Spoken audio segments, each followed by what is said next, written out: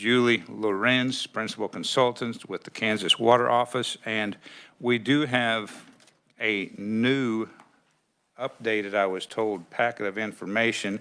And so, Consultant Lorenz, I'm curious as to why we have an updated information. I thought yesterday's was pretty good, but we rushed you, and I apologize again for that. But today you will have almost an hour until about 22 or 23 after. However, there may be questions in committee. I would ask you to make notes on your information of questions, and then after the presentation, we will spend however much time we have on questions. So first thing, of course, we've got yesterday's and we've got today's. Are they significantly different? Good morning. Thank you. I want to start by saying thank you for allowing us to come back and have more conversation. We added about 4 slides at the beginning for a little more context about what are the problems we're trying to solve. So after about slide 5, it's the same information.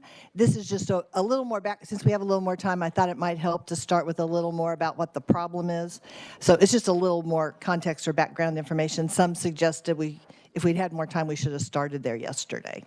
Okay, I appreciate that answer. So committee, you heard the answer. So if you've made notes on your yesterday's presentation, after about page 5, it should be the same thing, so you can look at your notes there.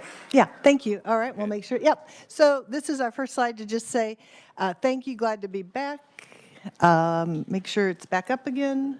Yeah, so a little more about what we're dealing with here. And I'd like to start first by saying kind of how water is organized, how the state's organized around delivering water services. So as I said yesterday, we have more than 14 agencies that deliver different kinds of water programs. And as you can imagine, seeing this bubble chart here, and I want to appreciate Victoria who put that together. She was with KLRD a couple years ago.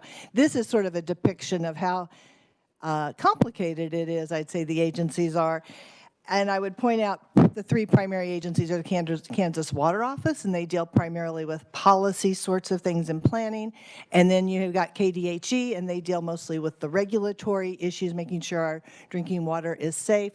The third then is the Department of Ag, and that's divided into DWR, which focuses on like water rights, ag sorts of issues, as you would expect, and then the Department of Conservation within the Department of Ag or their office. So I would just suggest when you look at that, there's a lot of complicated things going on as we think about how we deliver water.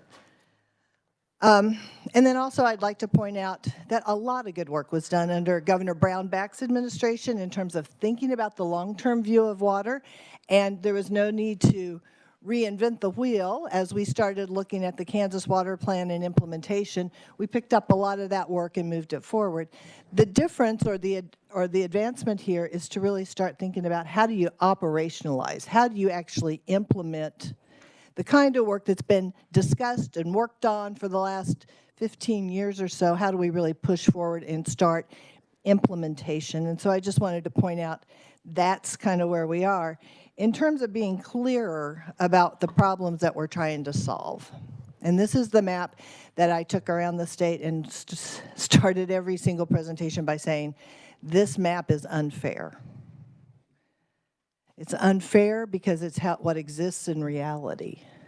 When you look at this map and you understand that we have different recharge rates in the aquifers, everybody isn't treated the same because it's a natural phenomenon. Underground water moves as you would expect. It's a two-way street with Mother Nature, so to speak. There are things that humans can do to impact the use of water. There are things that are up to something bigger than us in terms of how much water we're going to get, what drought conditions are going to happen. And so when it comes to policy, you got to be sensitive to the fact that one size doesn't fit all, because the conditions are not the same for every single landowner or every part of the state.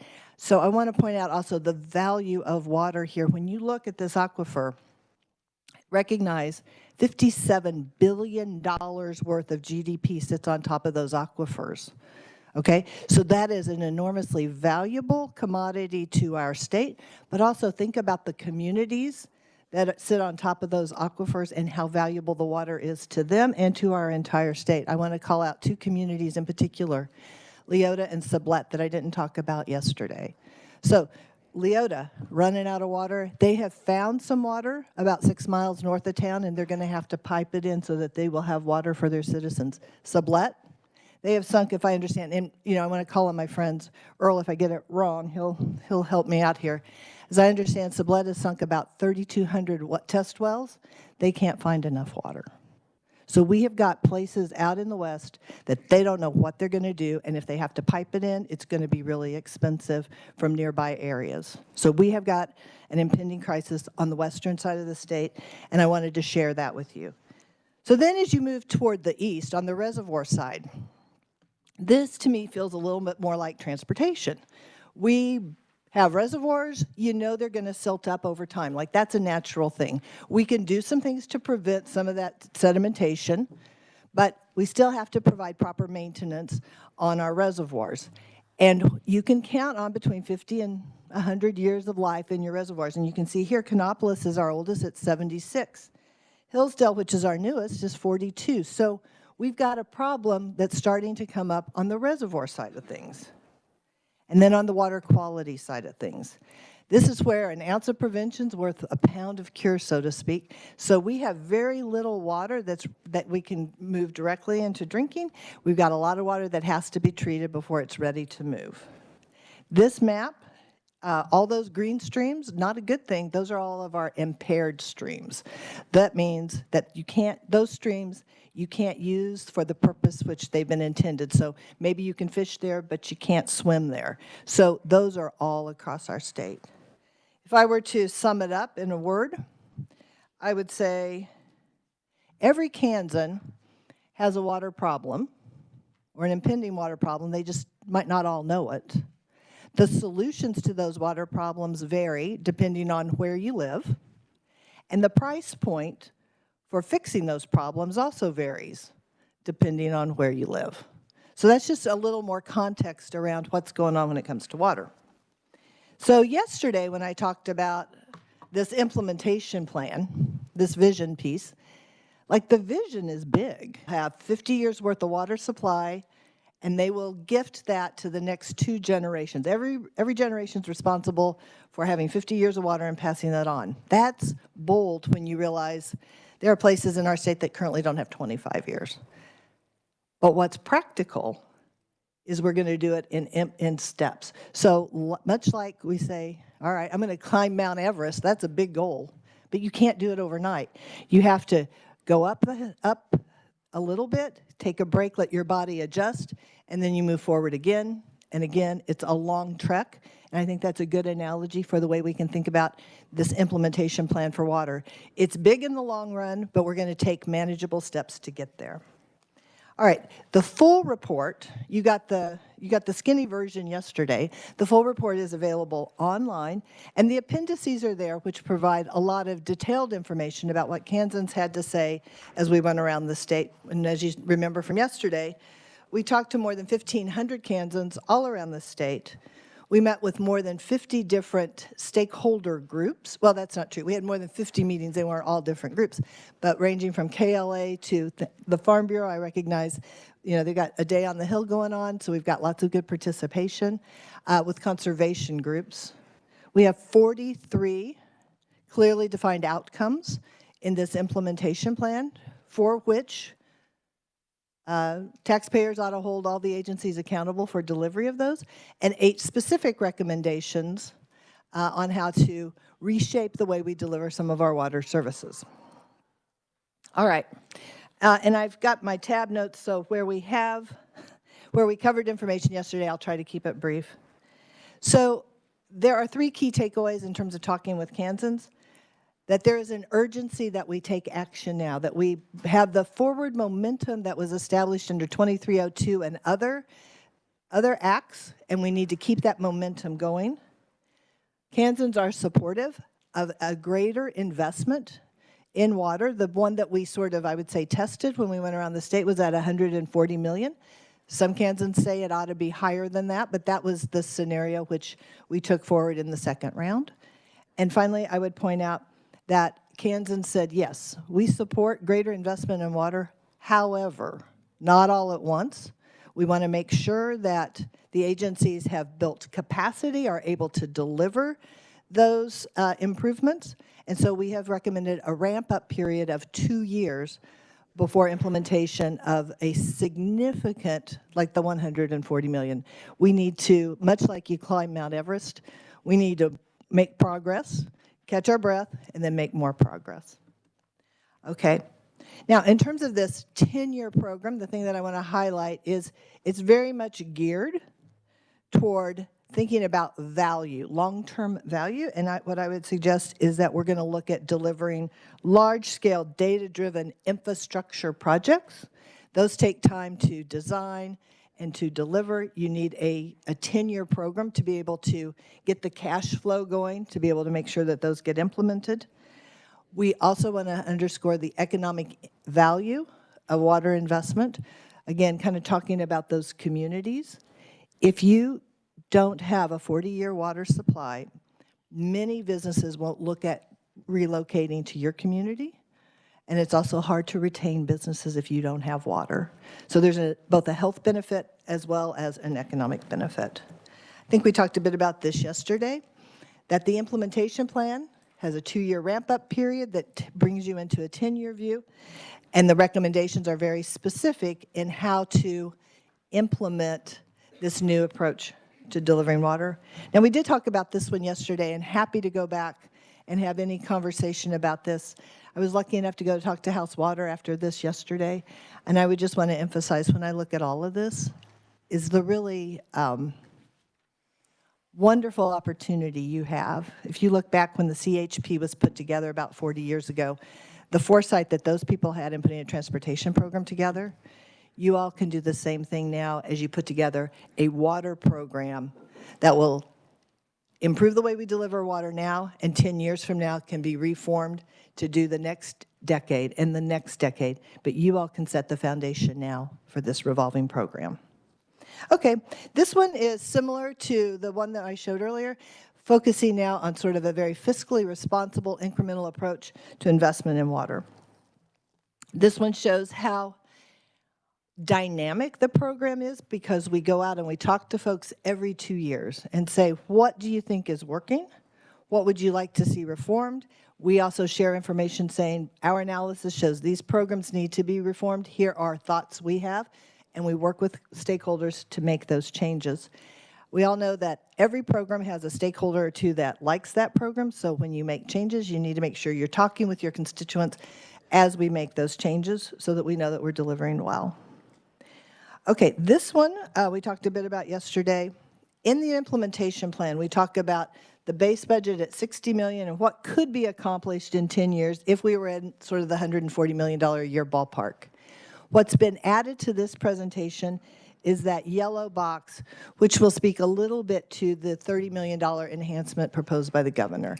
That's not in the implementation framework because it wouldn't be appropriate. The implementation framework sort of sits above. It is the thing that is for implementing a program in an evergreen sort of way as opposed to any one budget cycle. So happy to talk a little bit about the $30 million enhancement. I don't have tons of detail on that. We would want to call somebody up from the agencies, but I can speak a little bit to it.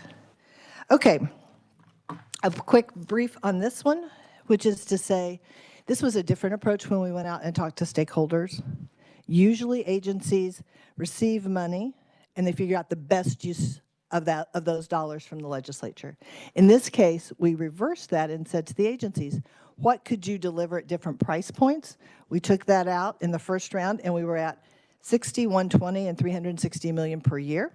We heard from Kansans, what in these different scenarios do you like best? What do you think you would be willing to support?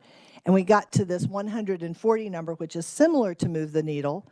It's a little more than that second scenario.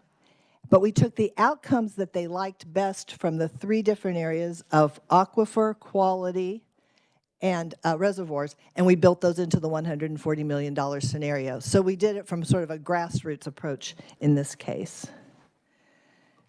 I want to focus on, this is a little different way of thinking. So instead of saying, and this is the way we do it in transportation.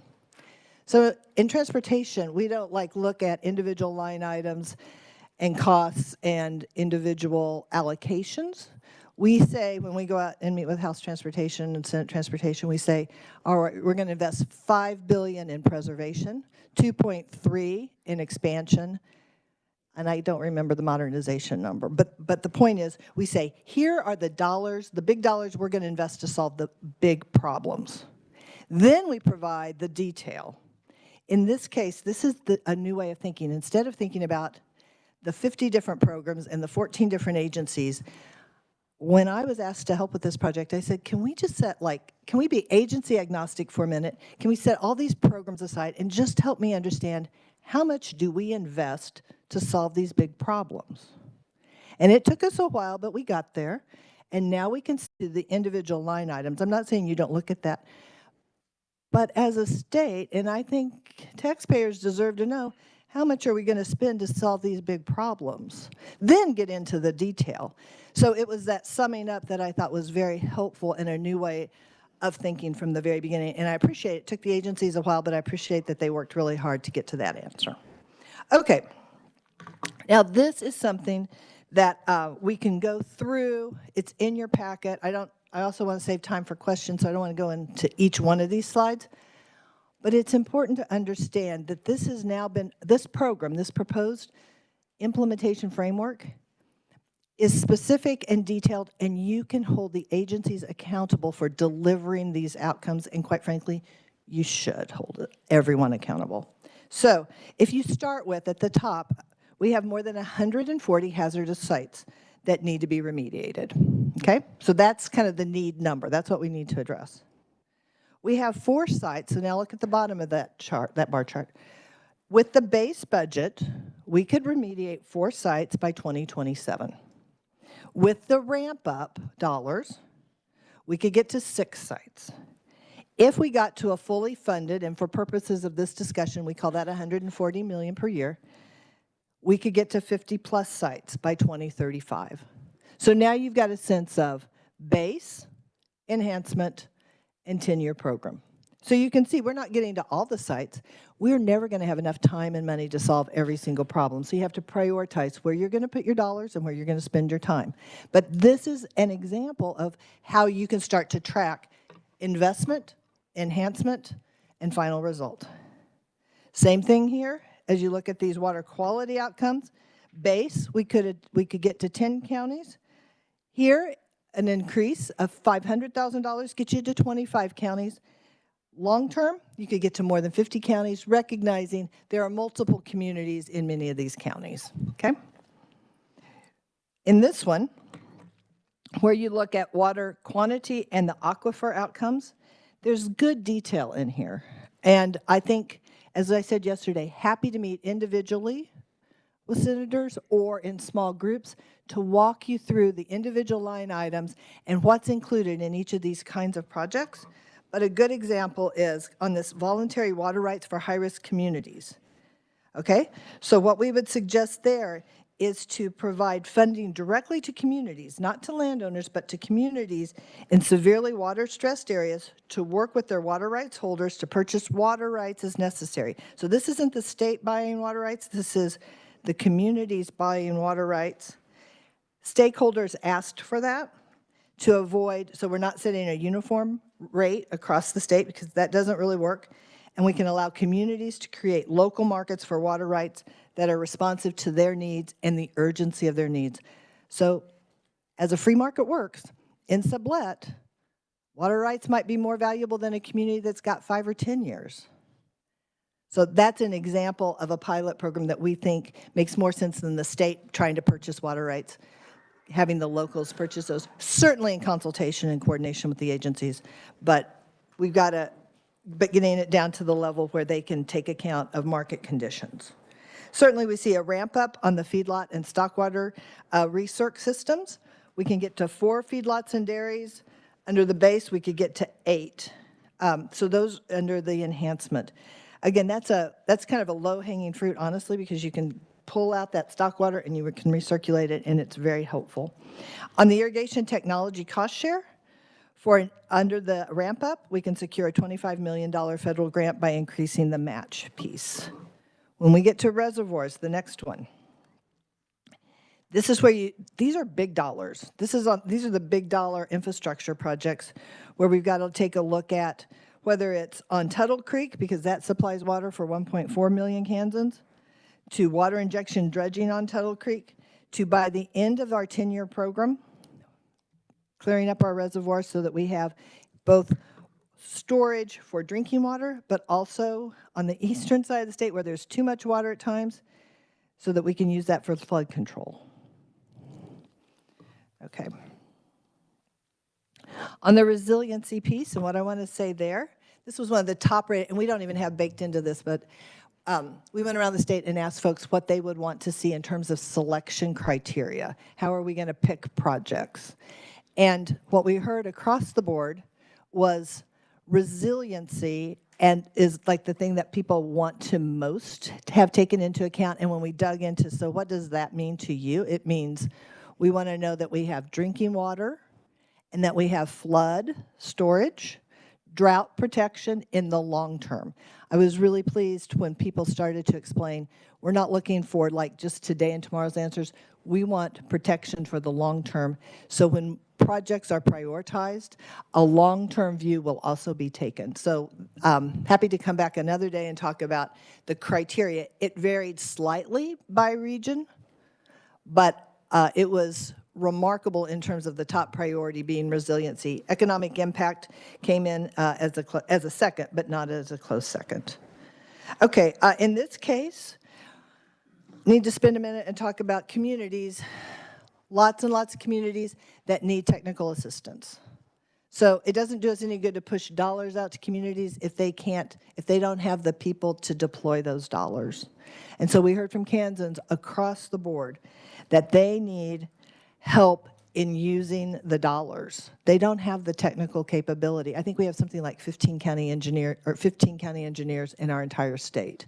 So that's something to bear in mind. Many counties have to share an engineer.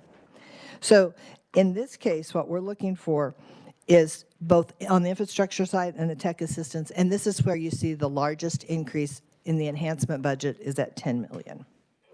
One of the things that needs to happen is to start to create these regional project pipelines, and I'll talk about the importance of those in just a minute, but that's where this comes into play. Here is another example, like I talked about earlier, where on the dam construction side, we have more than 500 dams that need repair and inspection.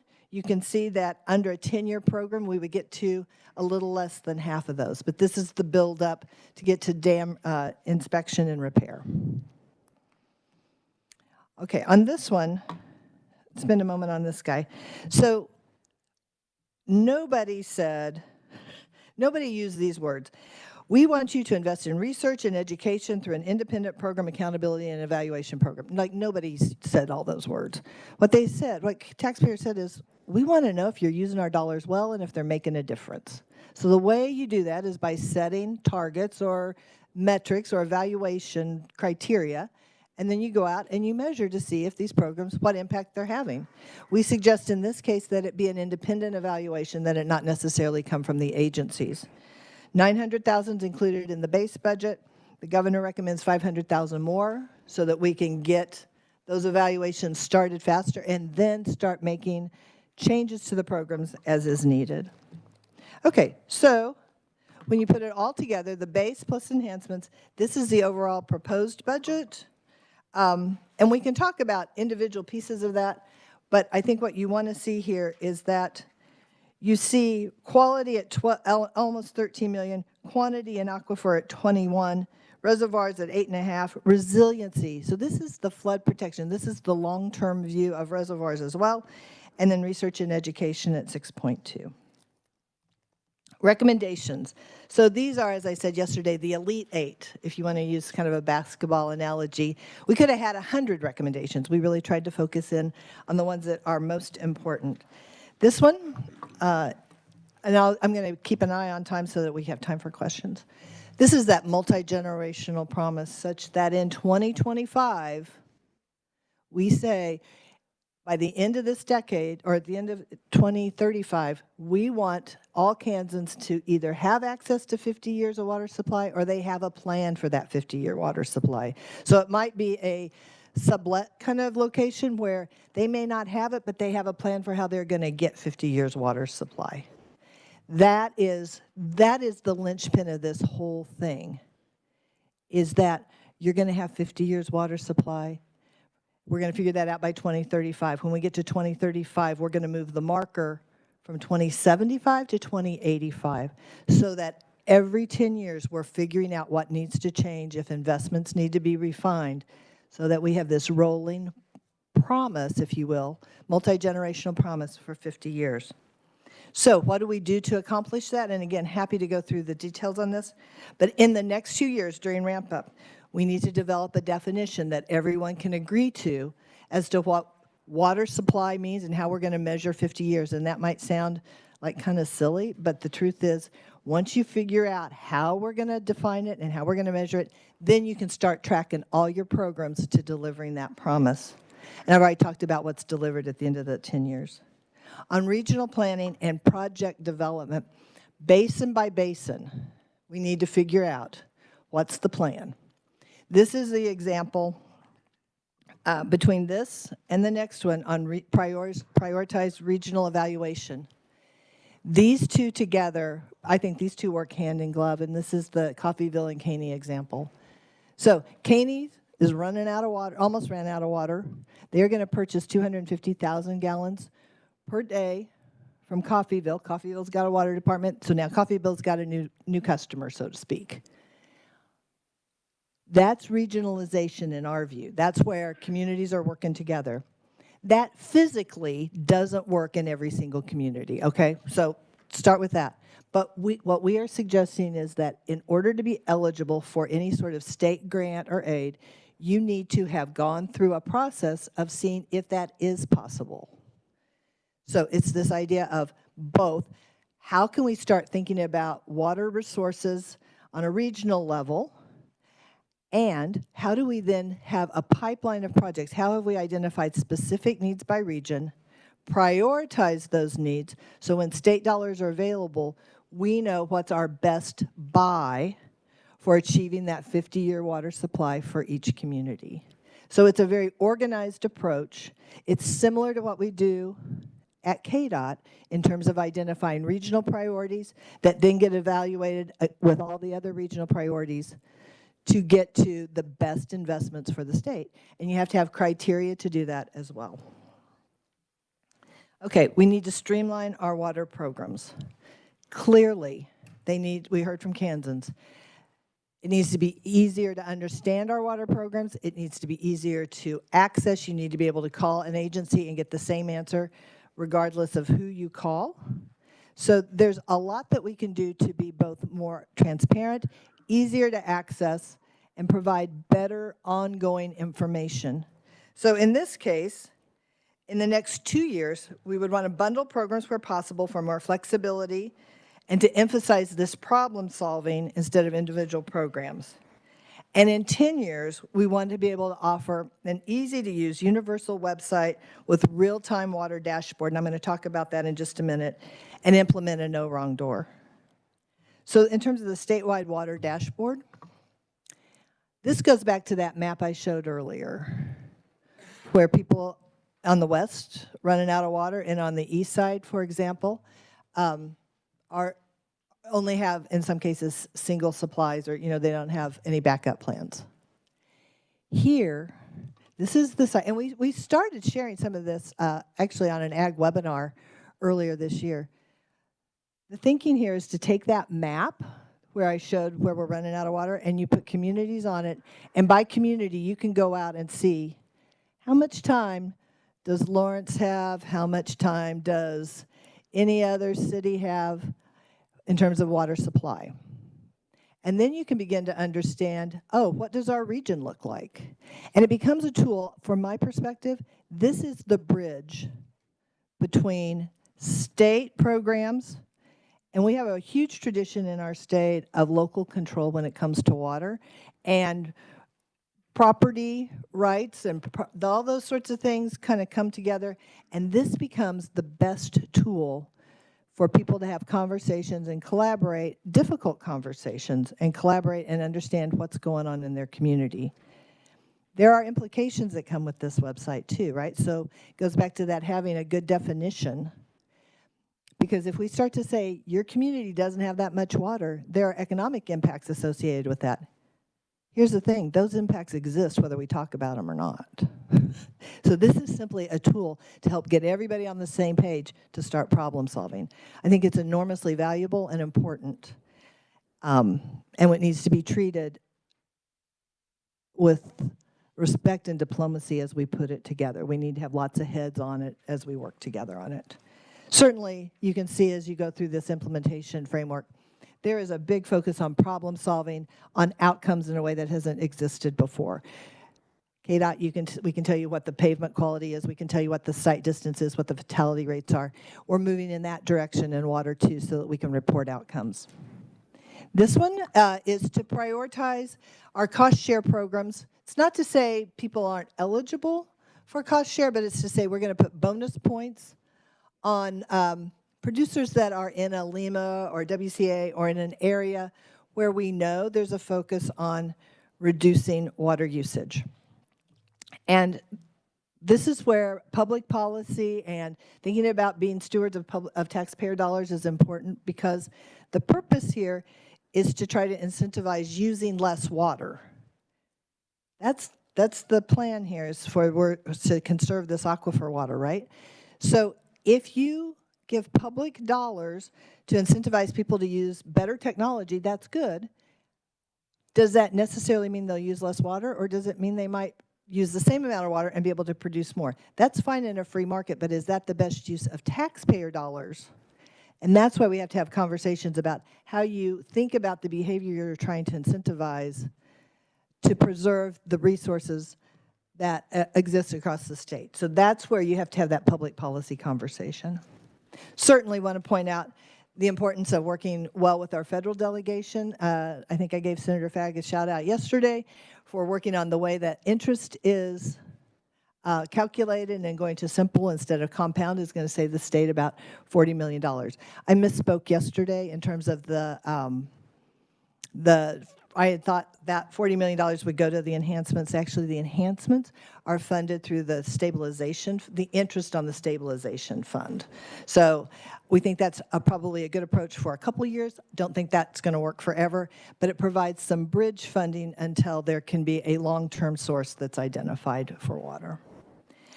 Want to point out on this slide the importance that none of this is magic. You have to have workers and the right skill sets to deliver these programs. I've already talked about the need for independent evaluation. Would like to think you could hire a district engineer in about 6 districts to be a local resource, again, for communities.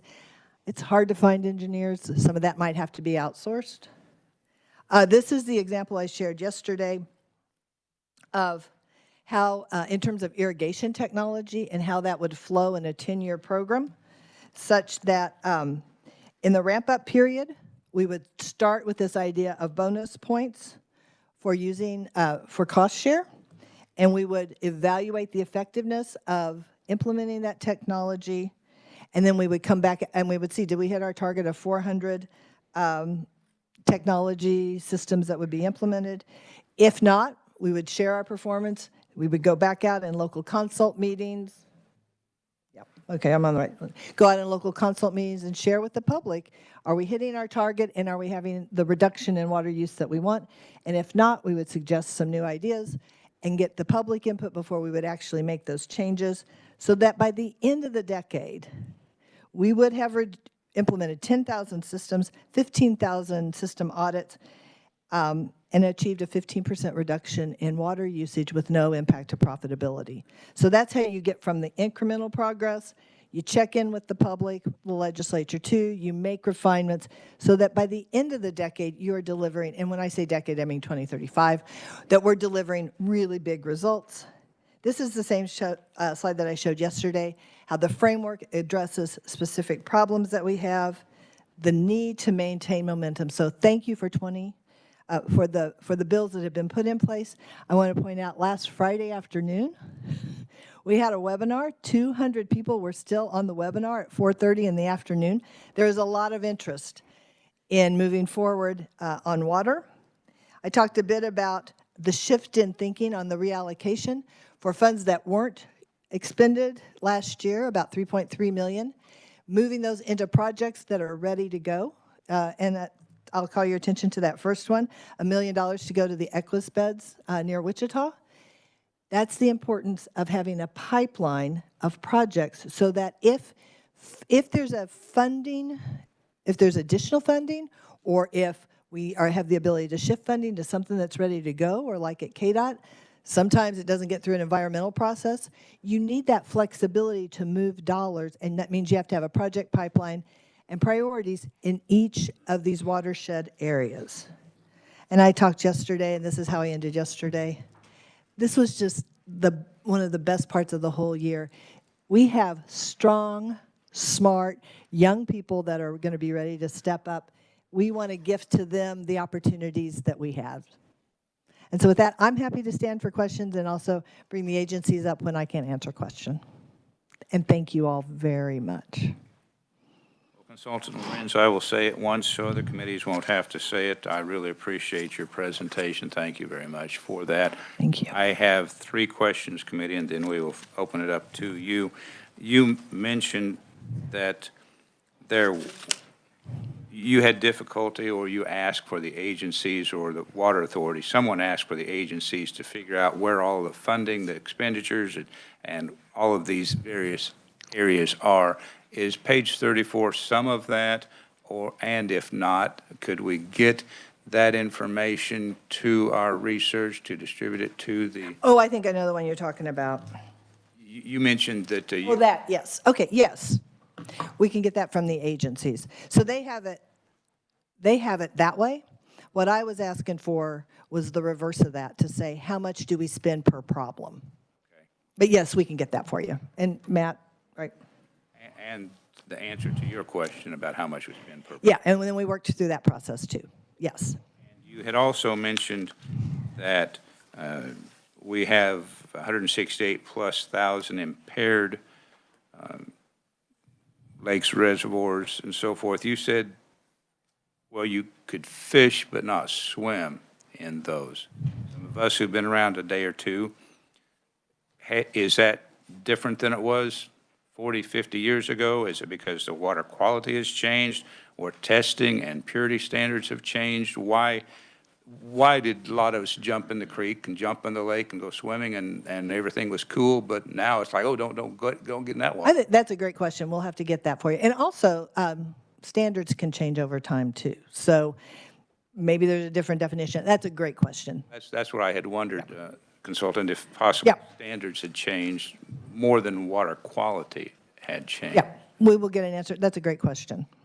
And then the final that I had originally, on page 26, you talk about 500 dams with increased need of repairs and inspections. Now, these 500 dams, are they all public water suppliers? Do they retain? Good question. Earl?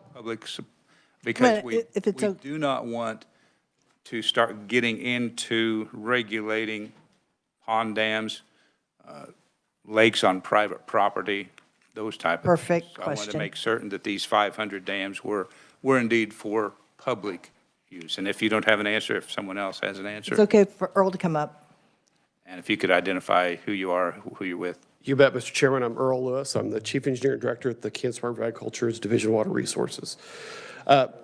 So it's a bit of a mix. There's certainly some water supply dams. We're not talking about small ponds, kind of your pasture pond. We're talking about things that are a little bigger. I think maybe a watershed dam size or city lake, those kind of things.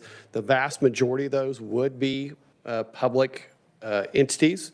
There are a number where we talk about needing repair, where it may be a homeowners association inside of a city, some of those things. We're really trying to focus on dams that if there was something catastrophic that happened and they failed, then there's some negative, there's a road, there's a house, there's something downstream that's going to be impacted by that failure. But we want to make sure that there's kind of two parts. The inspection, make sure that they're in good shape, and then the ones that are not in good shape, then how do we make sure that they're being brought back up to standards? The reason I ask that, for example, across the road from where I live is a rather large pond. And it's had some beavers in it, and I have often thought if the beavers were to cause that dam to break, it could do a lot of damage to my home. But I don't want you going in and inspecting that. And neither does my neighbor. Right. And so that's what I was getting at, that it's kind of, in my way of thinking, stay in your lane, away from private. I'm willing to take that risk with my neighbor, type of thing. So, okay. Committee, do you have questions that you want to ask? Oh, my goodness, I think that you have answered every question. Senator Titus. Thank you, Mr. Chairman. Well, I appreciate all the work. I know there was a lot that went into that over the summer, and a lot of information has been put together. Some big questions. So the idea of 50 years of water is not necessarily new, and that got talked about over the last couple of years and in our previous work. But so this idea of the multi-generational promise, and I'm curious to quantify that a little more specifically, the idea of who's making a promise to whom, if I got my grammar right. Are we guaranteeing every farmer will have 50 years of water available to irrigate? Are we only talking about if you live in a city on a public water supply? Are we talking about farmsteads? Who's promising what? So I got two answers for you. The first is, that is the goal. And in the first 10 years, it is that everyone either has that amount of water or is in an area that has a plan to figure out how to get that amount of water. I think the more specific answer in the near term, because that's the 10-year view, is to go back to what I talked about in terms of, I've said we need to figure out what the definition of 50 years means and who that definition applies to. We don't have a specific, so that's the goal, is this 50-year water supply. You've gone like right to the heart of the matter. So that has got, and that's, I would also say, that's why there is this 2-year ramp up period. We got to figure out there has been good work this year. I agree with that, and I appreciate the comment. We're figuring it out. We're like back in the CHP days. We have got to figure out what that definition looks like, who it applies to, and that is part of the work of a 2-year ramp up, because you also can't say this $140 million is a number that we've sort of planned against. Should that be higher? Could that be lower? Well, of course, that means you do more or less, but it directly impacts the delivery of this promise. That's why I talk about bold and practical. The boldness is in a 50-year promise. The practicality says we got more figuring out to do. In the current structure, you talk about kind of buckets is the word you've used for the 5 areas with the outcomes. Talk to me about your vision of how the Water Authority plays into that and the agencies, because it's segmented now the way it's funded, and so if this is more generalized funding, how does our existing appropriation process fit or not in that? So so thank you for sending all the good questions over to him. Not that the others weren't good, but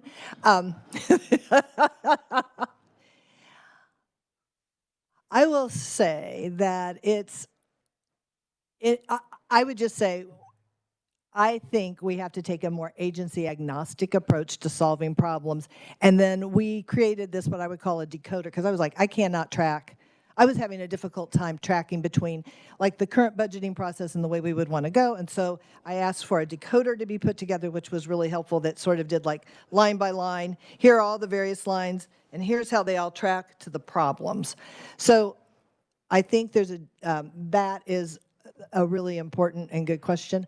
In some ways, I think you have to start with the problem first, and then you back into how that gets delivered by agencies. And I think it's also, we have to think about efficiency. I think the agencies work well together, but it's also really hard to keep 14 different groups tracking, and not to have any redundancy, I think, is is a question worth asking. I appreciate the complexity because it's, when you take that model from transportation, there's really, I mean, it's one agency. They interface down with locals, up with the feds, but it's really one state agency is your point, and water's not structured that way currently. And then my last question, Mr. Chair, this is a little easier, but talk about the water, the basin planning, and I just wonder, has there been discussion of, that works probably pretty well in the eastern third of the state, but I wonder if dividing up into basins also makes sense over the Ogallala, just because the water use is so much more groundwater based, and the streams may not have been there for a long time. Yeah. I just thinking of how we would block up planning. I know this goes into RACs and a lot of that's in statute, but I just wonder if that discussion's been had. Not in detail, but I will say that even when we went from, the 14 racks to the roughly 6 local consult meetings, and then we added a couple in the second round because there was such good turnout, we did that on a, not by county lines, but really more based on watersheds might be a way to talk about that. But I think we shouldn't create these artificial we need to respect Mother Nature and put those together in ways that are meaningful for water planning, not just some arbitrary drawing of lines. Thank you, Mr. Chair. Senator Fagg. Thank you, Mr. Chairman. Thank you for your presentation, Julie. 2 questions. One, how did we allow the 140-plus hazardous sites? I don't know what the issue is on that, but my question would be, have we corrected those issues? And, sometimes we're trying to go forward and we can have things behind us. So I just wondered, anybody really researched that, or? Would it be okay for me to ask Leo Henning from KDHE to come up and address that? I think he'll have better information than me. Chairman. Fine. Mr. Henning, identify yourself, please. Good morning, Chairman Peck and committee. My name is Leo Henning. I'm the Deputy Secretary and Director of Environment at KDHE. And the orphan site program, or the contaminated site, those are more legacy type sites where operations historically have caused contamination. The responsible authority for cleaning those sites are no longer around. So therefore, there are sites that pose a risk to human health, and no one is available to clean them up. So they go into this program, the Orphan Sites program, and we do clean them up as we can afford to do them. So we have 140 plus. Do we have, I don't want to wake up 5 years from now and we got 160. That's kind of where I'm going with this. So, well, as we find these sites, they can, if there is no responsible party, they can go into that program. So there's no cap that this is it. There's no more. But as the property transactions occur and phase 1 and phase 2 audits are completed, if contamination is found and the person actually spilled the material is no longer present or available or have the ability to pay for the cleanup, then that's our only place to put put that contaminated site. okay, thank you. A follow-up question. This won't be for Leo. This is in another area that I wanted to visit with about just a little bit. WARDA 2024. Do you know what WARDA is? Water resource? Mm-hmm. Okay. My question is that Wyandotte got around 30 million, Manhattan got around 30 million. I didn't have anything to do in December, but I read the House version of that. It was over 600 pages. But I was in shock with how many places around the country get 10 million here, 5 million here. And so my question is, and this was for dredging, I think there's 3 universities got research in that, water and wastewater infrastructure. Oklahoma had a lot in that kind of deal. So my question is, how many requests did Kansas have in that 2024 WARDA? That is a great question. Matt, is that for you? If you have an answer, that would be great. If you do not have an answer, you can provide that for the committee. I can try to find out on that. Okay, sounds like we'll get that. We'll get that for you. Thank you. That's an important part of the future if we're looking for big money here. So I just want to bring that up. Thank you. Thank you. Senator Shane, we've got about 5 minutes, committee. You bet. Thank you, Mr. Chair. Thank you, Ms. Lorenz, for your presentation today. Just had a few questions for you, and it's okay to respond with. We'll get that for you, okay? So you put a target goal of a 15% reduction in water usage. We know that this is a regional issue, so is there a target of where that 15% comes from? Are there different percent targets for different regions, or what's the basis of the 15%? We will get that to you, but I would be quick to point out that is why we need to do this regional or basin or watershed planning, because we need to, you know, that old adage, what gets measured gets done. And we need to refine that. That is an overall 10-year target. We need to refine that so we can have, so that we can make sure we're getting resources deployed where they're most needed. Good question. And to follow on that, as part of the plan, and I'll plead some ignorance here in trying to play catch up, was there a look at plans for aggressive expansion of capacity or delivery of water from water-rich areas to water-poor areas? No, again, I would go back to that, the need. You can look to states like Texas, and they've done a lot of water planning at a regional level, and they have these, and when I say pipeline, I don't mean physical pipeline, but pipelines of projects. We need to build out that same sort of approach so that we know where needs are and take a look at how to address those needs on a regional or on a basin level. Okay, and then final question, for our Kansas feedlots and dairies, for those project grants, is that solely tied to recirculation systems, or are there other I need to ask Earl about. I need to ask Earl about that. I think it's broader than that, but we have a variety of programs, I should say. Yeah, just really quickly, I think there is some recirculation aspect to it, but there's also a lot of times where they have overflow, especially during the winter, and so there's technology to try and reduce that overflow. So it's really just any implementation of any technology that's going to reduce their water use at the feedlot. Okay, thank you. Francisco, these will be our final wrap up. Thank you, Mr. Chair. So I do see that the Arbuckle study still has some money for research and, I guess it's under research and education. But that is, I mean, we're learning that there may not be enough room in the Arbuckle to put all the contaminated leftovers from osmosis. So where would that fall in terms of expenditures to deal with osmosis programs or to deal with? I don't know. We can. Do we have it, or should we? We'll get that answer for you. Because I think in your water quality outcomes, certainly septic systems and Yes. Nitrates are a problem, but there's many others across the state. Yes, thank you. We'll get that answer for you. Consultant, we really appreciate you being with us today. Thank you. We will wrap up our committee meeting with that. Committee, I will tell you that there is, you know this, there's another committee that comes in right behind us. Any material that you are provided, you're welcome to take with you. However, if you're not taking with you, I ask you to put it in your folder to assist our assistant in getting ready for the next committee to come in. I will also remind you, if you take something with you, you may need it in the future, so make sure and keep track of where it is, bring it back with you. With that, we are adjourned.